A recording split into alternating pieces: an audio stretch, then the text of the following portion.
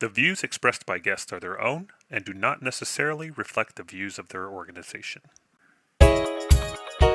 Welcome to the Enterprise Knowledge Cast, ranked by FeedSpot as the #1 KM podcast in the world. This is a look into the world of knowledge management, information management, data management, and everything in between. Knowledge Cast is brought to you by Enterprise Knowledge. I'm Zach Wahl, founder and CEO of EK. Today, we're speaking with Kyle Hopson, Senior Manager of Knowledge Management at Best Buy. Kyle, thanks for joining us. Thanks for having me, Zach. Absolutely. Kyle, let's dive right in. Knowledge management at Best Buy. What does that mean? What are your responsibilities? What do you do? Yes, thank you for asking. So, knowledge management is something that I've found a passion in, and I kind of have a functional definition, if you will, of it, and kind of a human definition that I'll tell people outside of work so they can understand it. So, the functional definition that we often use around Best Buy is it's the practices an organization uses to find, create, organize, and distribute knowledge for reuse and learning. So it's all about that reuse being the key word for me. There's a lot of knowledge in people's heads, and if it stays there, it can't be used by others. And so, kind of our functional definition. Great. If I'm talking to my aunt or someone that I need to explain in more human terms, I'll use Google as an example and say, in your life, if you're trying to remember a recipe or trying to look up how to do a certain thing, change the oil on your vehicle, what do? You're going to default to Google, YouTube. You just look it up. That's the experience we're trying to create at Best Buy for our workforce is the just look it up experience. Building a knowledge capability allows the workforce, whether they're in the stores, whether they're working in our call centers or working in home, it's that look it up experience that we're trying to enable. And the last thing I think I'd share on this topic that's relevant to my space is that knowledge enables the learning strategy that we have. So it's a big way that you learn, just like we talked about. As you look things up in your life, I don't know how to do something, I just Google that. Being a new way that we learn as a society, it's a big part of how we are enabling the learning strategy as a company. Awesome. That's great. I think a lot about this, the fact that knowledge management and learning and development are really coming together as two practices. The phrase learning at the point of need has been out in the learning community for a while. And it sounds like what you're describing is kind of knowledge at the point of need, not just how do I learn and how do I do my job more effectively, but look it up. What's the stuff I need to do my job? Let's go act on that knowledge now that we have it, right? Yeah, that's exactly it. I found myself defining this more clearly in light of that comparison to learning. So take training, for example. It serves a purpose still, right? We need to be instilled certain kind of values and concepts and theories. But when you're in a classroom setting or you're learning something online, you're not expected to remember every fact you're presented with. That's the learning the point of need you're talking about. It's the look it up when you need it. That's when knowledge and information is the most stickiest, is when you actually have a desire for it. You have a need to apply it to right away. And you're more likely to remember that when you need it versus some facts you were given in a classroom setting. That's perfect. I think that the statistics it's about an expectation of 20 to 30% retention of knowledge if it's in a classroom setting, whereas it's above 80% if it's live, I learned it, and then I acted upon it, I did it, and then I'll be able to do it again without looking it up. Yeah, you're saving time there, you're learning more effectively, and you're getting it done the right way, the Best Buy way, as I imagine you might say every now and again. Yeah, we like to think we're doing it pretty well. Good. So I want to go back to your definitions because I think they're great. And I think for our listeners, there's a few things to call out here. First, I love the verbs find, create, organize. So you're putting this in very natural terms that everybody will be able to understand. Even when you're not giving your cocktail party definition, you're not getting overly jargony with KM. You're saying these are the things that should be easy for you to do. These are the things that you can do better because of the job I've done, right? Yeah, it is about human language. That's something that we embrace at Best Buy, even internally, is how do we just make things real, put things into common language that others can understand. And I think it's especially prevalent in knowledge management, given that you can say to someone, I work in training, and there's often a connotation that I know what you do. If you say to someone that I work in knowledge management, not so much. No clue. It almost sounds pretentious. What, you manage all the knowledge out there? And so to be able to articulate it in common language, like find, create, organize, is more amenable to people. They can understand these terms rather than saying, yes, we have decentralized authoring models and we democratize your information for the common good, like making it relatable. I love the fact that you brought up this concept of democratization of content or knowledge. The idea that historically, one of the big challenges, frankly, today still, the big challenge that a lot of organizations have is that the knowledge is held by experts and not readily accessible by everyone else, especially those folks newest to the organization often find impediments to getting to the stuff that's going to help them be successful there.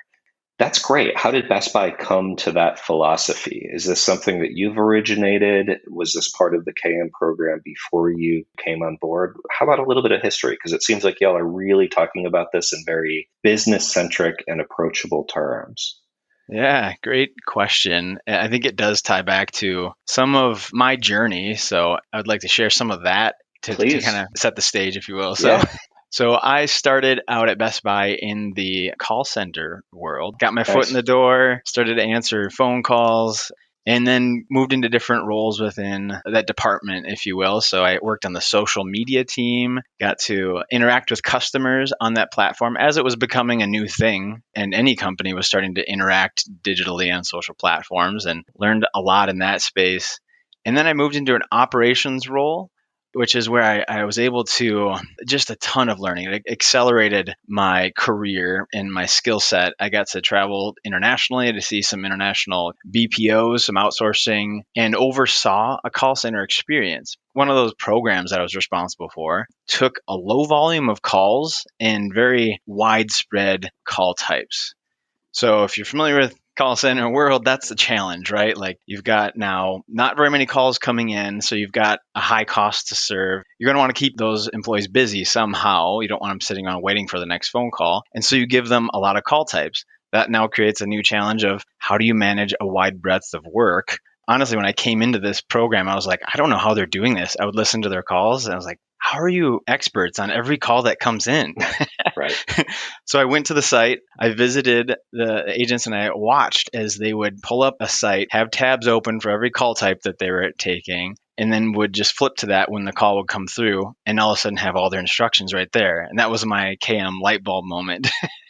That was the moment I realized this is powerful. Having a tool that puts information in a place that can make one person an expert on this whole range of topics is powerful. It created a passion in me to explore this concept further and led to me being one of the first persons in business at Best Buy, having KM in my title and kind of growing a team at Best Buy to now do it. From 7 years ago today, it was one person, now it's seven of us. So it's been an amazing journey, and kind of seeing that value play out from the call center world to now across our entire workforce. Best Buy is a very large company. We've got 120,000 strong Hmm. in our workforce. So there's a lot of opportunity to create consistency and execution, create world-class customer experiences, and I see KM as a huge enabler of that.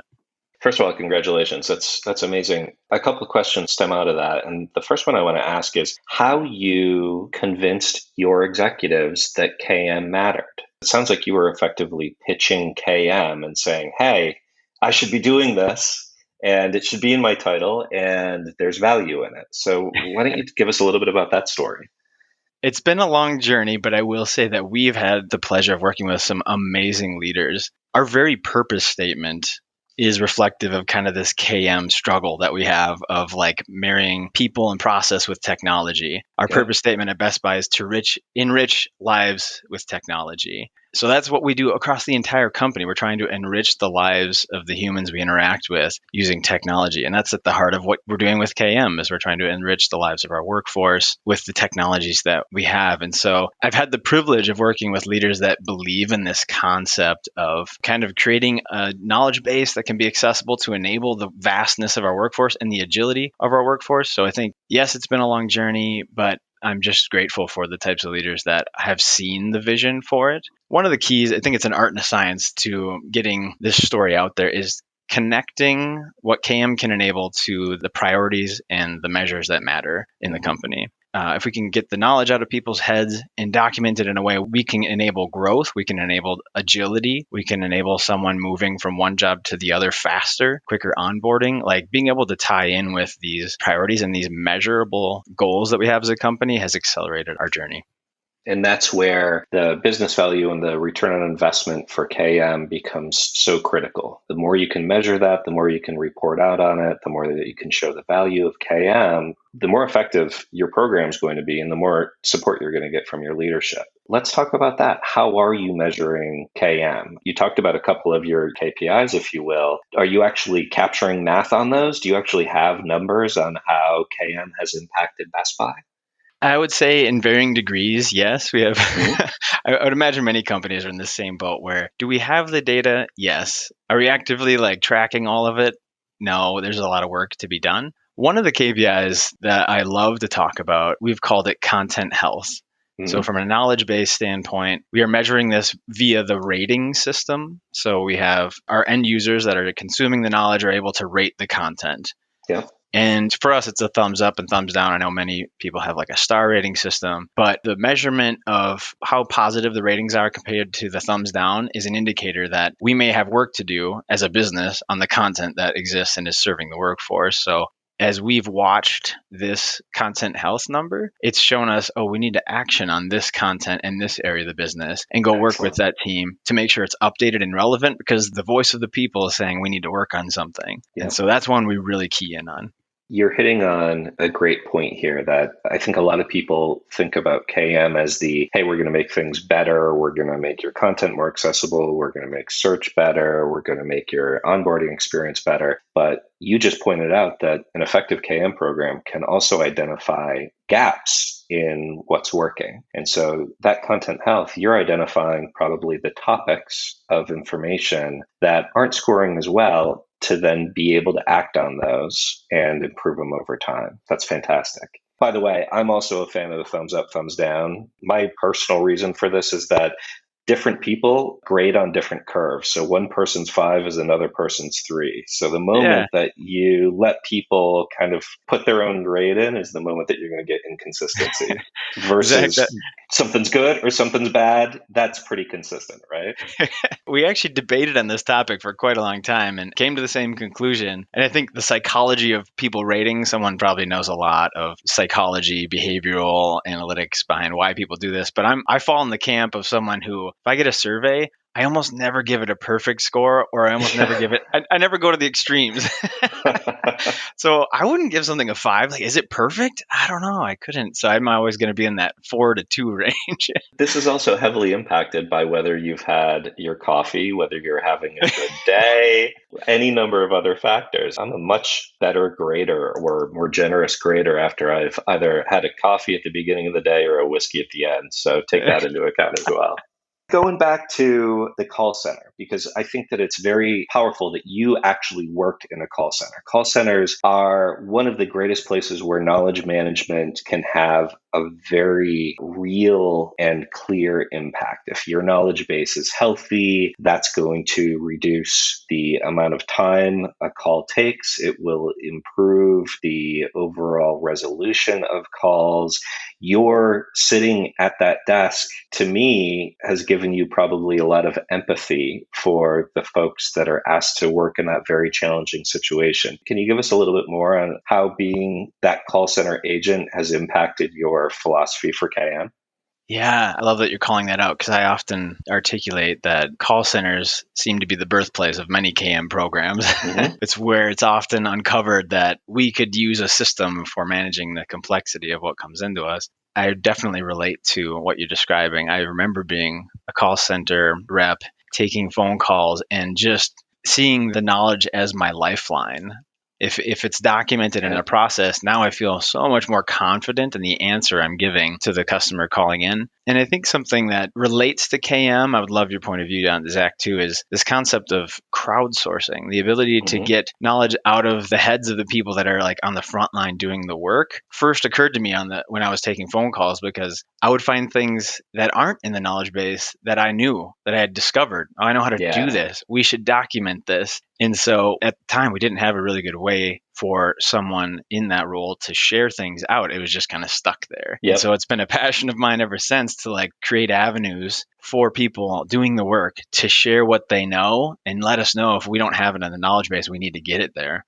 That's absolutely right. And you had previously mentioned, Kyle, the fact that in any call center, there's likely to be some downtime. And I think that a well-designed KM program will leverage the downtime of those call center agents really well in exactly the way that you mentioned. Perhaps it's improving existing content. Maybe it's relating different pieces of content. They found the answer that they most frequently receive the question from, but there's this other piece of content that maybe elaborates on that answer, and they've experienced they find that healthy. A lot of times in some call centers, it's actually identifying old or obsolete or incorrect elements that are still within the knowledge base that would open the organization up to risk. I think that a lot of organizations don't actually regard the expertise of their call center agents sufficiently. They don't give them enough opportunity to actually make things better. They just expect them to read off the screen. It sounds like you're of the mind, like I am, that there's a lot of value that those folks can offer in their downtime, but also in the midst of their calls when they have the right tools to be able to do what they're doing. Yeah, absolutely. Completely agree. I think the reality that I keep kind of conveying every chance I get is that everyone plays a role in knowledge management. Every time you look at a resource, you're a validation that whether that resource worked or not, how relevant it was to you, you can provide some input into how useful that was for everyone in the similar role to you. Kind of getting that awareness across the company, creating the culture of resourcefulness, to just start using your resources before you go ask your smart friend, to start there first and then improve it. If you're there and you know something or can improve what you're finding, that's a muscle that I think many companies don't quite realize they can develop. And they just kind of exist wondering why they're so inefficient or why there's inconsistency in execution. I think this is a fantastic point. And, some organizations, we describe this as KM encouraging innovation. Sometimes it's about, you already used the word democratizing the voices of the individuals, but you're really hitting on the key point. It seems that KM at Best Buy, one of its missions is to give everybody that voice and to honor everybody's knowledge. And I think that is a fantastic point that isn't just good for the organization, it's also good for the individuals. And it makes your folks happy, right? One of my favorite phrases, I utter it probably once a day at least, is good KM creates good employees. And good employees are good at KM. It's a self-feeding beast. And I think it's really neat to see that in action at another organization. So well done. Let's go a little bit bigger. You mentioned the 120,000 employees. KM is enterprise-wide at Best Buy. We talked about the call center, but talk a little bit, if you would, about some of the other efforts that you're working on. How does KM impact all 120,000 of those folks? That's a really good question, too. If you're a customer or you've shopped at Best Buy, we have a store presence. It's a big part of being a retailer. We've got employees working there at a location. We've got an in-home workforce. So we've got people coming out to your home. You can get an appointment. You can come out and kind of assess your space or even service your products. Mentioned the call center world. We also have a whole supply chain to us, a product delivery, a means of managing the inventory we have and distributing it throughout the nation. We have a health business recently. We've engaged in the health realm, a whole different product line and services. There's kind of a methodology that we've developed as we grow and lines of business get stood up. Instead of talking about them in what we call silos, a big KM term, silos, right? Information silos are bad. Instead of talking about them in that way, we talk about the mindsets that exist throughout our company. So we have someone in a call center might be a behind the screen user or someone who's kind of working with a customer, but from behind a screen, so they can constantly be interacting with digital systems. A store worker is more on the floor. They're more someone who's going to maybe a workstation or they have a device in their hand that they can use, but not as frequently interacting digitally, more physically with a customer. Similar to someone in the home, they might be needing knowledge positioned before they walk into the home as opposed to during the customer interaction. So there's some of the ways that we have to think about it. In our service centers, we have a lot of tenure, so some employees that have been doing a similar type of job for a very long time. If we send a product somewhere to get repaired, these technicians have been repairing maybe the same laptop model for the longest time, and they've developed maybe a career off of what they know about that model. So asking them to share their knowledge to make everyone as smart as them, we might be up against a change curve there because there's some resistance to sharing. The mindsets we have to approach all in different ways and with different change management strategies, tying in with what's in it for them and for the bigger picture of the company. We find ourselves doing a lot of change managing. You actually just mentioned something, that the resistance to sharing. I know our listeners would love to hear more about this. Generally, when I think of resistance to sharing, it's because of one of the big three. Either somebody is afraid of losing their power, meaning if they share their knowledge, they're not as important, they might not be as critical to the organization, or they're afraid of getting in trouble, meaning what if they share something that their boss doesn't like or that maybe is contrary to the strategy of the organization? Or number three, and perhaps the most common one, is that it's just too hard. The systems don't make it easy to share knowledge. There's technological or workflow impediments to sharing. In the example that you gave, my guess would be the first one, the knowledge is power and concern one. Is that generally what you see with your folks? And if so, what are you doing to blunt that sword? In transparency, this is one we're still working through. We're still trying to figure out what's the best way to motivate. I think it's a combination of what you mentioned. We've got system opportunities, we've got kind of motive opportunities that are all kind of there for real reasons that we have to kind of address as a KM practice as we begin to bring them on their journey. Like, as you know, I'm sure KM is never done. It's not a project. Right. It's not a So many of these teams that we've had success with, and there's many that we're still working through. How do we get that engagement? I think there's intrinsic motivators in everyone for why they come in and bring their best to the job, that it bears researching, it bears understanding, and we can address it. For example, one time I was at a site like this doing a visit and just trying to understand more, a place where we would repair products. I asked this question to the person working on the products. I said, what would motivate you to share what you know more? And he said, put my name on the article. I was like, oh, well, that's not too hard. We can do that. You can do that. For them, it was about the recognition. It was about the Love it. awareness of who is the expert, who shared this, so that they can have a sense of pride in sharing it. So sometimes it's pretty basic.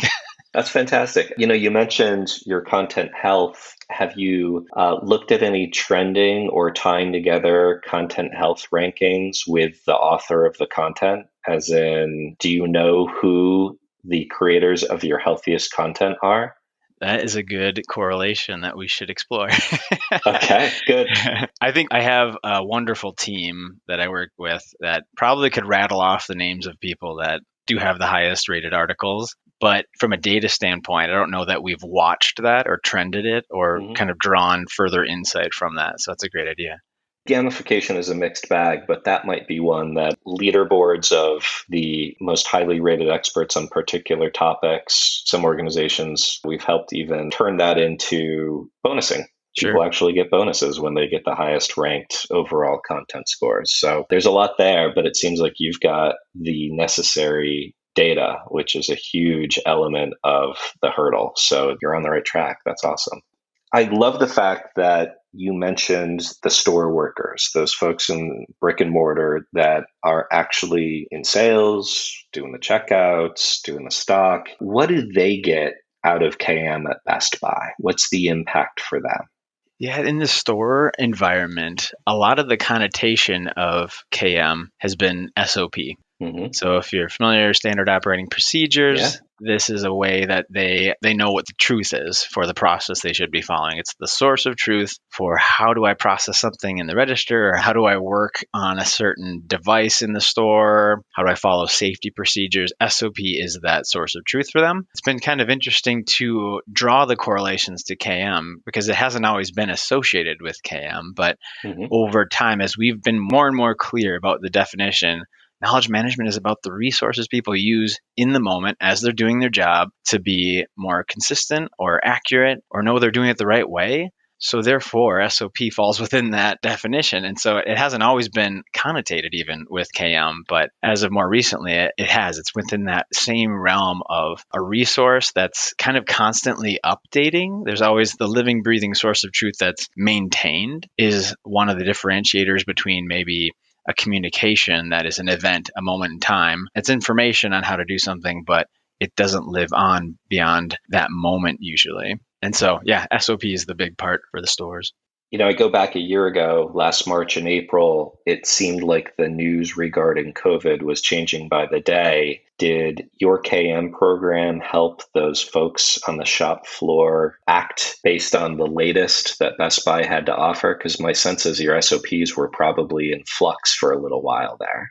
That's a good assumption. There was certainly an uptick in KM work during that time. And I think the great testament to knowledge during that for us has been that it's an enabler of the flexibility that we needed in that time as we would change what people do to react to the change in the trends, whether it's that we can't have stores open for a day or there's a new way to do curbside pickup.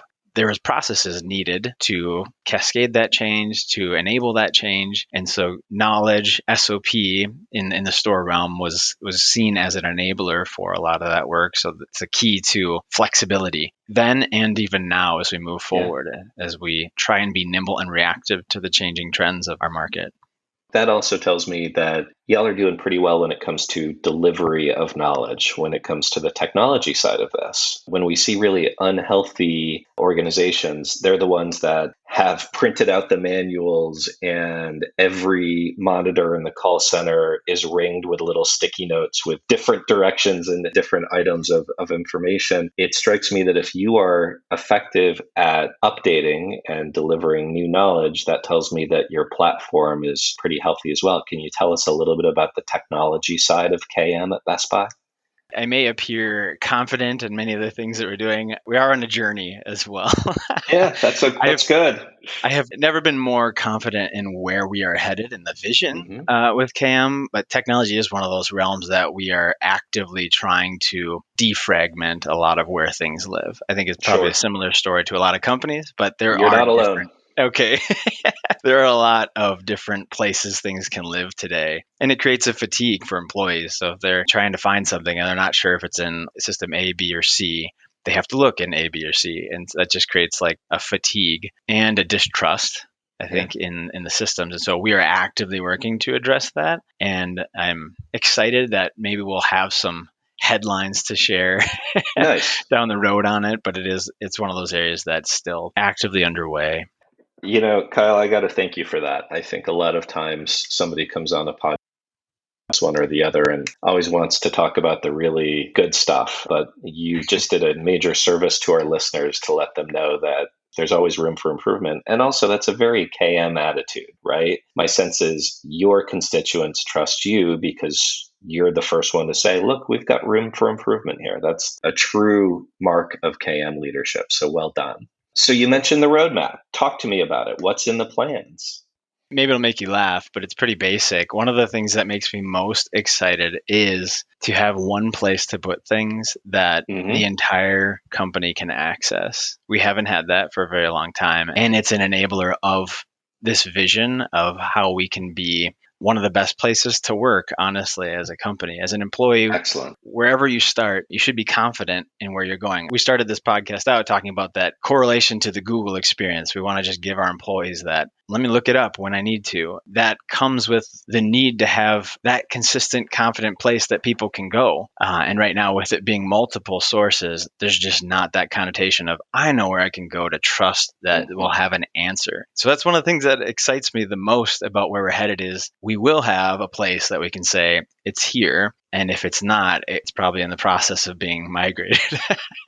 The words that you just used there, trust, confidence, these are the words that do instill happy employees. They're the words that make people want to contribute their own knowledge and content and give people a sense of confidence that they're acting on the right information and that they're in an organization that wants them to succeed. So going back to the KPIs conversation, if you're not already tracking employee satisfaction and employee retention, it seems like those are a couple metrics that you're going to want to look at because you're heading in the right direction.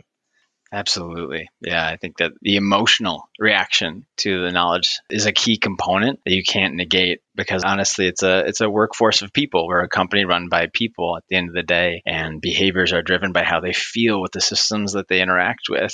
I'm thankful we have some really great teams at Best Buy that do employee research even, and the Yeah. ability to spend time understanding what is needed, what actually would matter if we built it into a system is so helpful.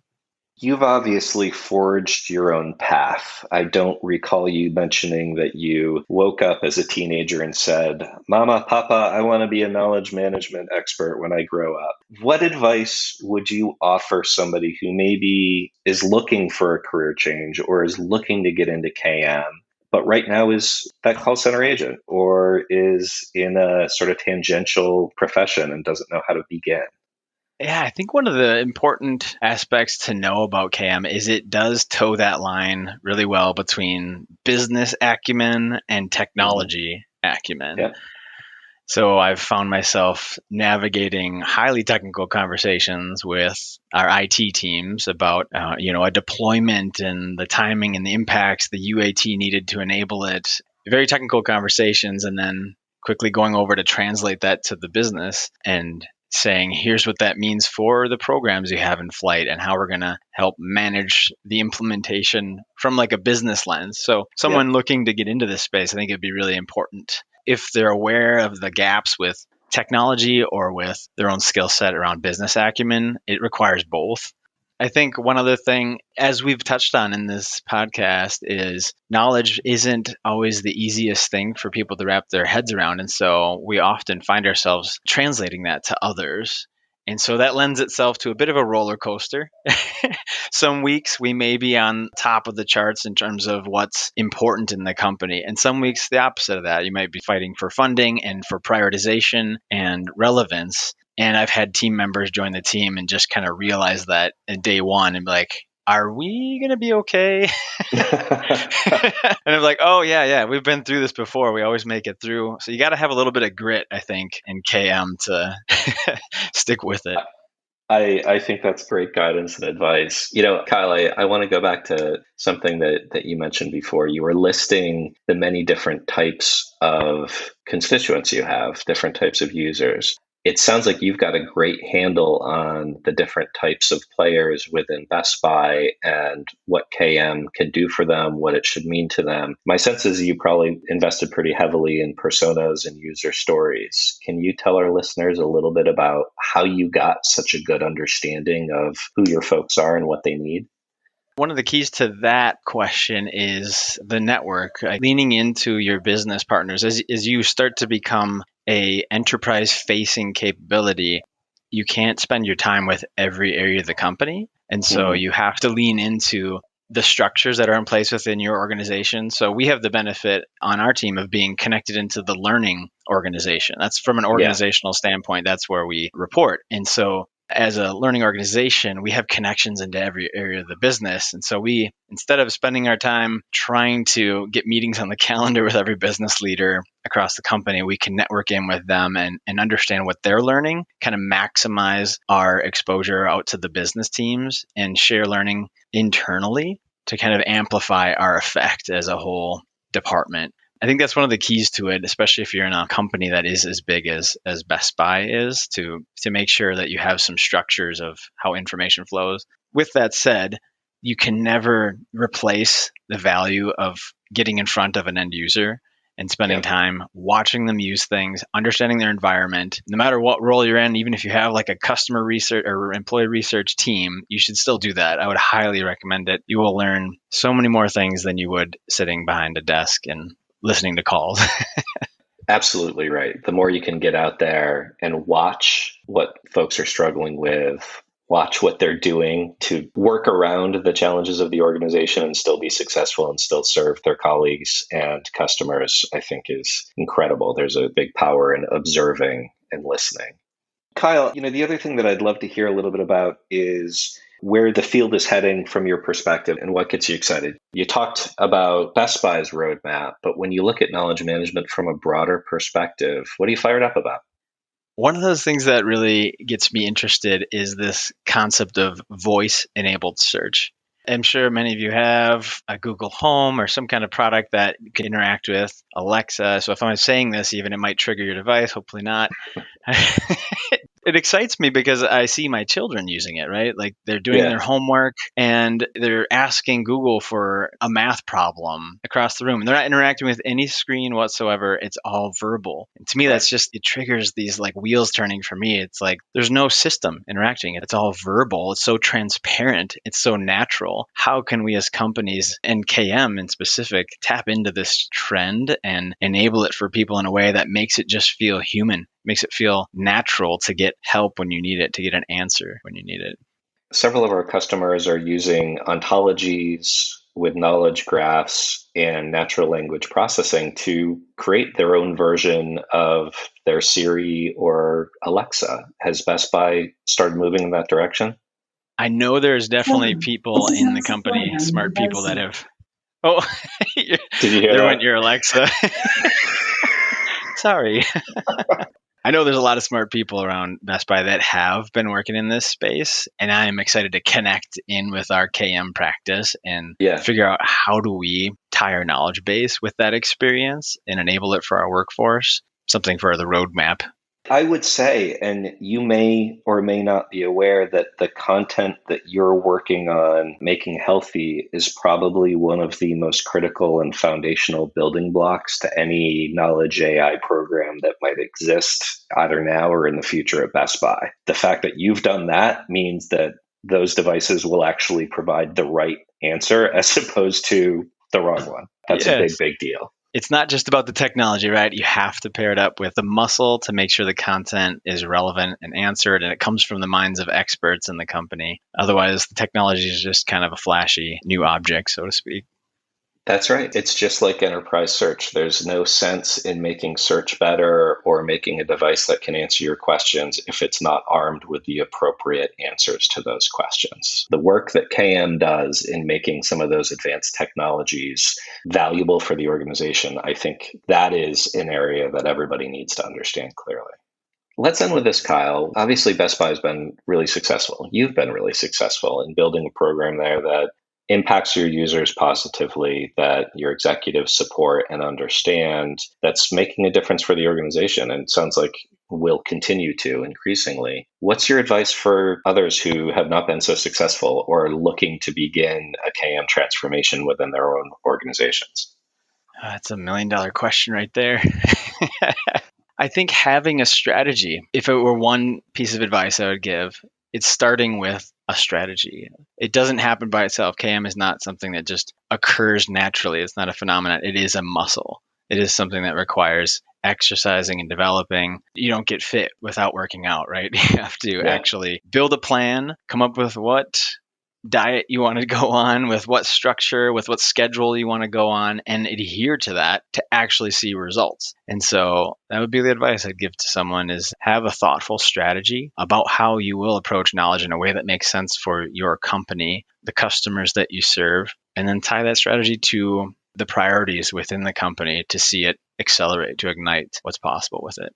Excellent. And I think that there's a key point there that I want to repeat, tying it to the strategies of the company. A lot of times, the organization as a whole actually has a 5-year plan or the C-level list of the top 3 priorities. And being able to really communicate how KM relates to them, can enable them, can help to achieve those bigger transformational goals, I think is something that a lot of organizations and a lot of individuals miss. That is a really great point. Can you talk about how you did that at Best Buy?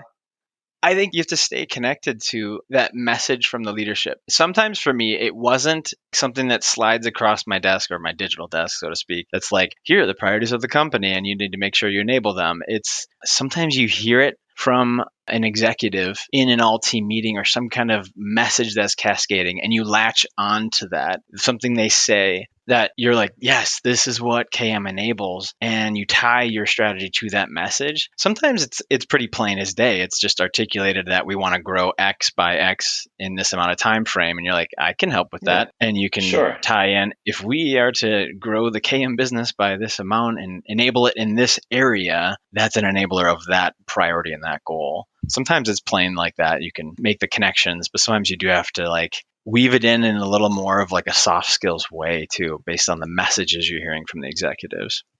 I think that's great. It almost goes back to the listening comment, right? I mean, if you can approach KM from the standpoint of it does a lot of things, and if you hear your constituents and your executives about what matters to them, you're able to message the right elements of KM in a way that's going to resonate with them. Yeah, one thing I was thinking of too with regard to advice for others that I would love to share is stay connected to the industry as well. There's so much we can learn as KM practitioners that isn't just from our own companies. Sure, innovation can happen internally, but try and network within other companies to understand what's being done. That will push Yeah, you to accept or adopt best practice in industry, benchmark with others. I'll give a shout out to one that I'm a part of, Twin Cities Knowledge Management Forum. It's a awesome. real thing. Yeah, we've got a group from the kind of the Twin Cities area that meets and we do just this best practice sharing. We talk about what we're learning and how to improve and help each other. So it's been so valuable to me as a knowledge practitioner. So I highly recommend that. Excellent. Well, Kyle Hopson, Senior Manager of Knowledge Management at Best Buy, thank you so much for being here. Really fun conversation and excellent to hear what y'all are doing there. I'm sure our listeners are impressed, not just in the work, but also in the way you talk about it. I think that you have a real human approach to KM and a very practical sense of what makes it valuable within an organization that a lot of our users will be able to benefit from hearing. For those out there, thank you for listening to this episode of Knowledge Cast. And to check out more on knowledge management, visit our website at enterprise-knowledge.com. Thanks, everybody.